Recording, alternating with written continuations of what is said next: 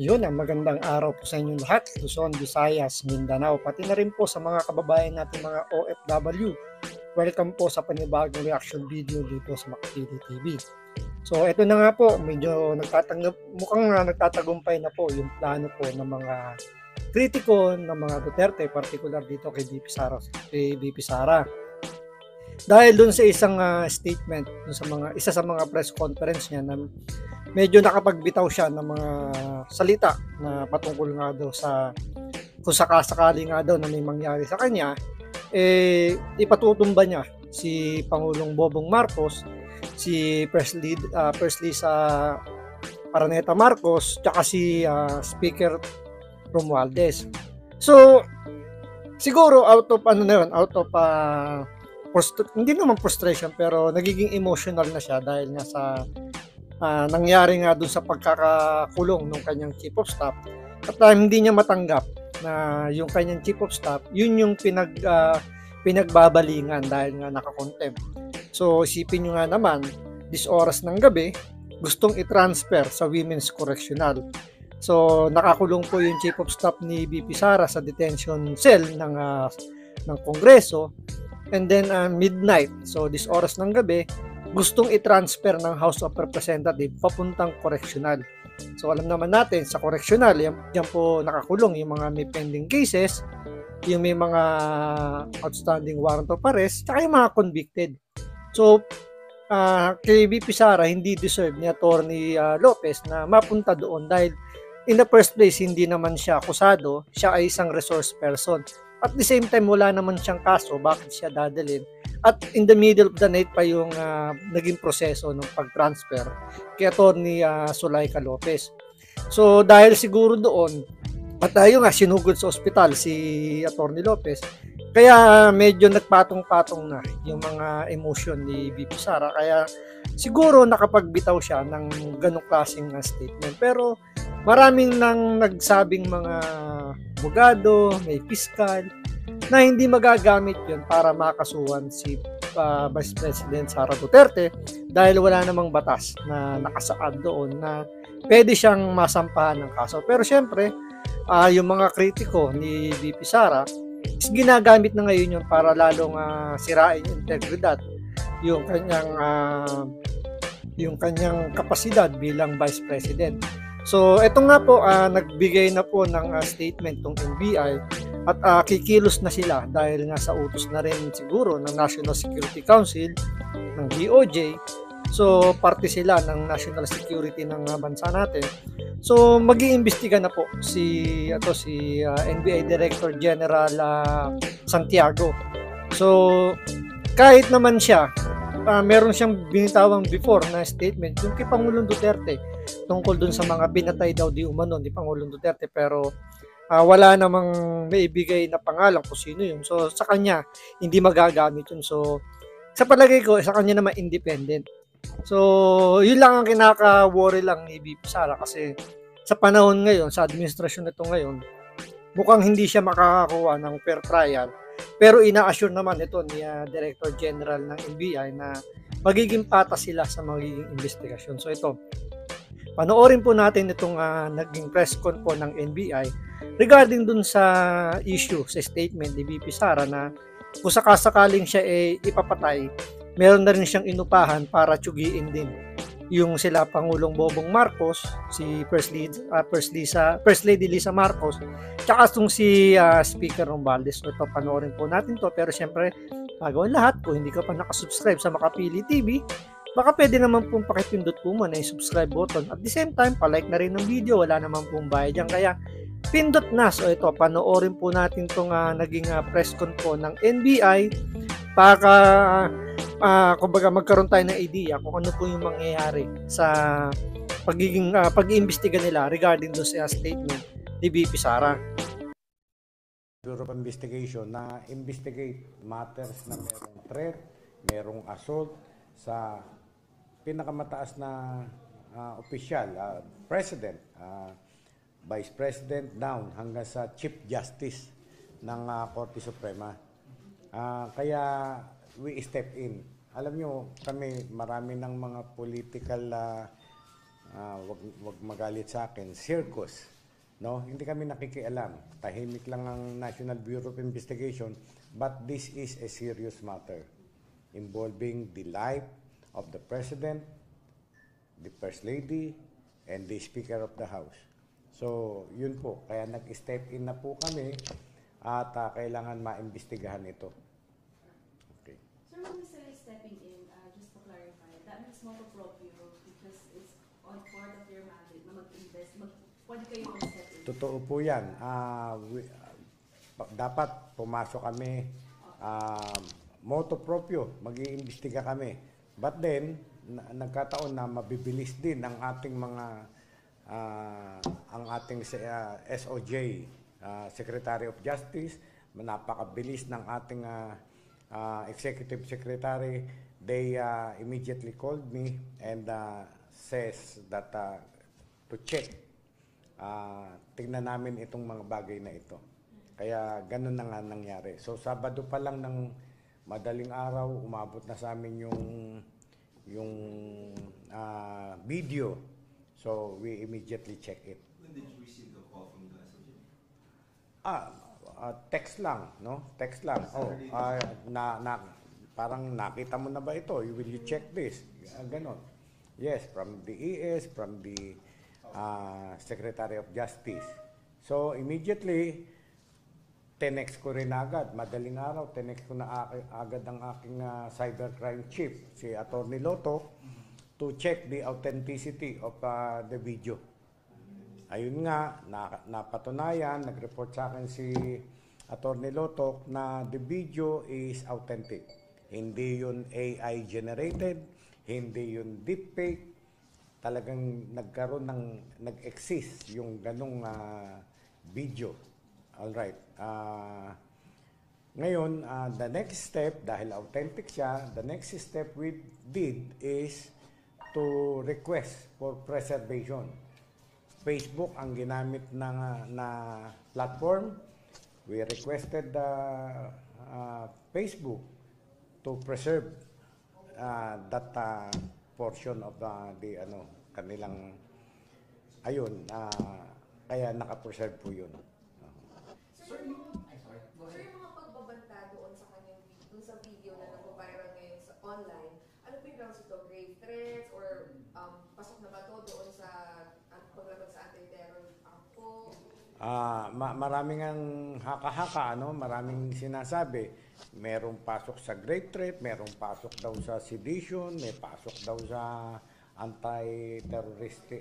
anti-terrorism.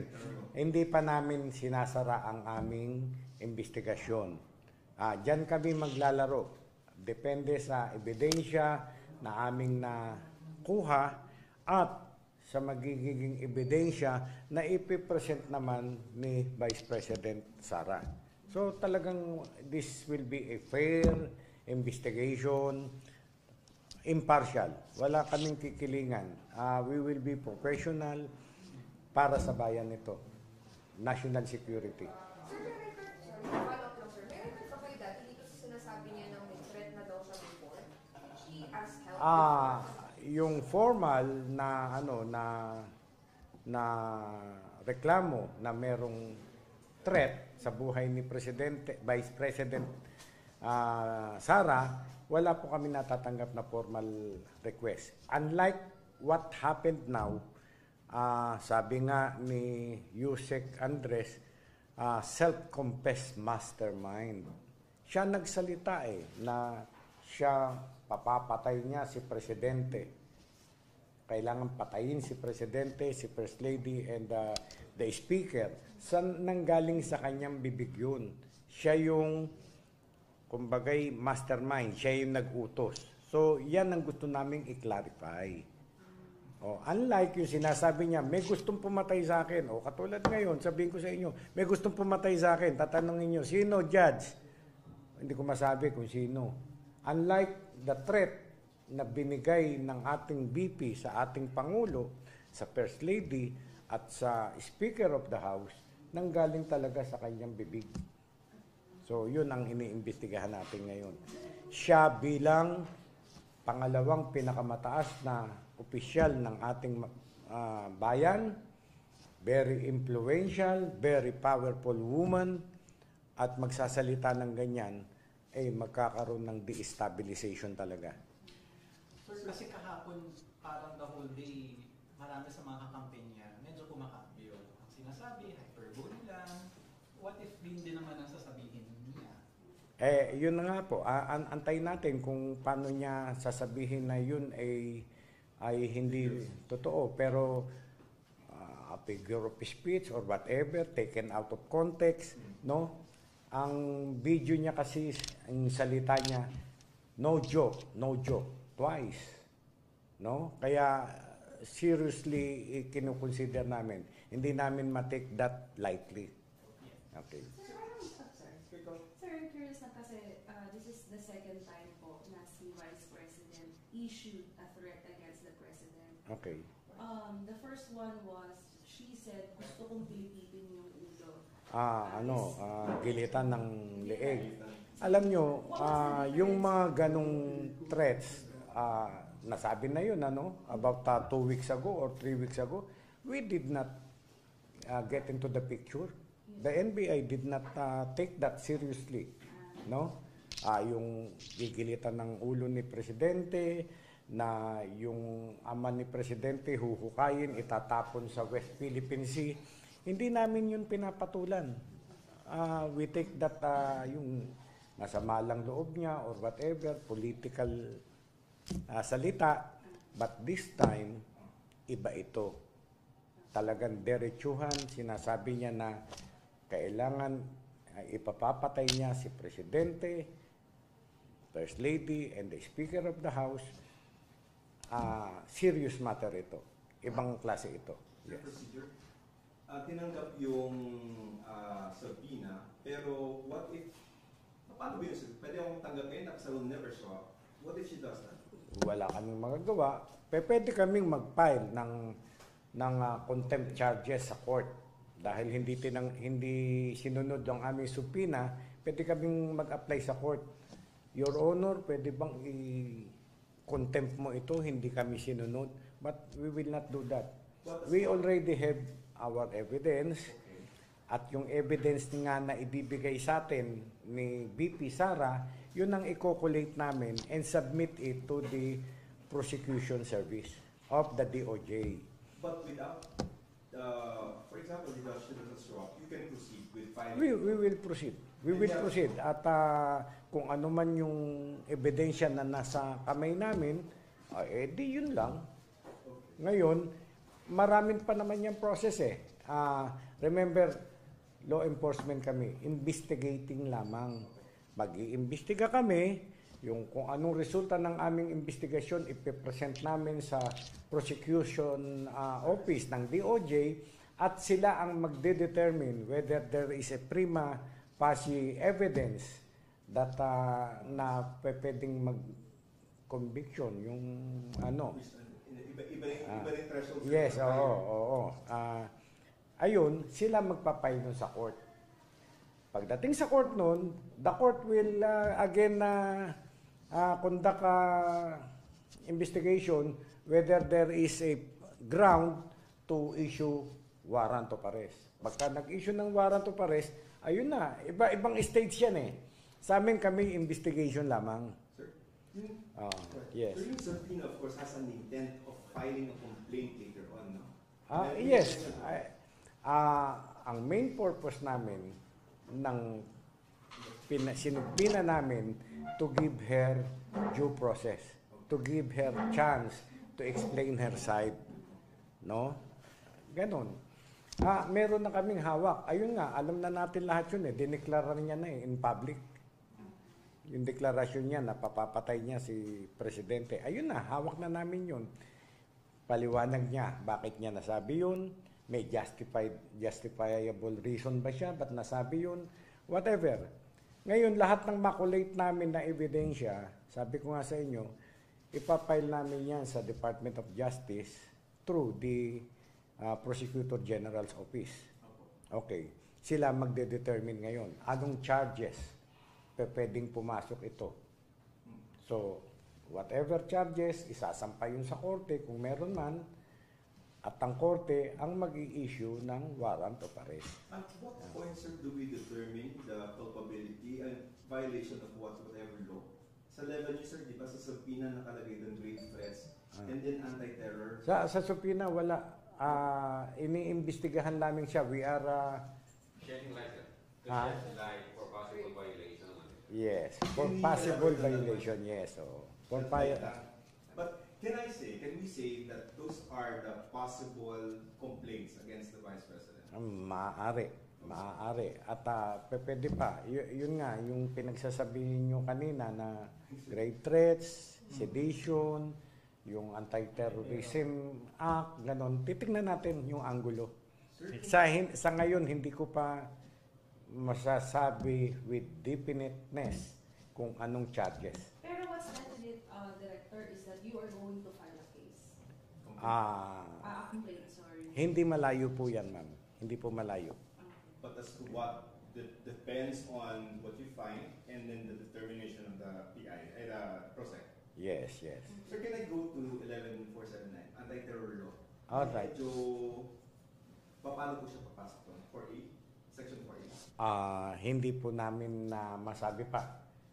Actually, nagre-research na po kami. May research materials na po kami.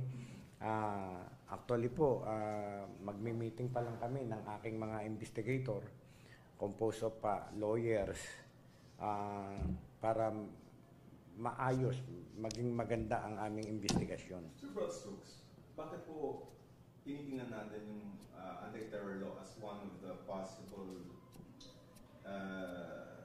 laws that should lahat yan ikinukonsider. Hindi ako nagpo-focus sa anti-terrorism law, hindi ako nagpo-focus sa sedition, lahat yan tinitignan namin, lahat ng angulo. So, pagka natapos finally ang aming investigation, i-collate namin, may kanya-kanya kaming inputs, o eto, kung ano mapagkasunduan, yun ang ipapile namin sa DOJ. Pero sir, sa Friday kasi mukhang may hearing din sila sa House. So, kasabay yung schedule yung appearance. Maaaring ang kanyang abogado ay dumating dito, humingi ng another opportunity, or pwedeng dito siya sa amin magpunta, excuse muna siya doon sa, bahala siya, na kay Vice President po, kung saan siya magpupunta sa Friday. Kaya naman minadali na namin sa Friday, alam nyo, nandito na kami sa Pasay ngayon. Pasay is holiday on Monday, December 2. So tatagal pa to, gusto na nating matapos agad. Lahat ng mamamayan natin ay nakanganga ngayon, ano na mangyayari. Kailangan tapusin na natin to. Kailangan bigyan na natin tuldok itong lahat. Everything is wondering, ano na mangyayari. So, kailangan mapapayapa natin ang ating mamamayan. May iba pa kayo isa sa Pina, sir? May iba pa kayo isa sa Pina, bukod kay VP? Depende. We have the list identified namin kung sino present during yung press con ni Vice President. Yes, marami taga-media. Oo. Kaya hindi naman na porkit nandun ka ay may kasalanan ka rin. Katulad ngayon, hindi porkit nandito kayo. So wait, so it's possible na ipatawag niyo rin sila? Maaring ipatawag namin. enter it as evidence. Yes, that happened. That was the declaration. Correct. Pero sir,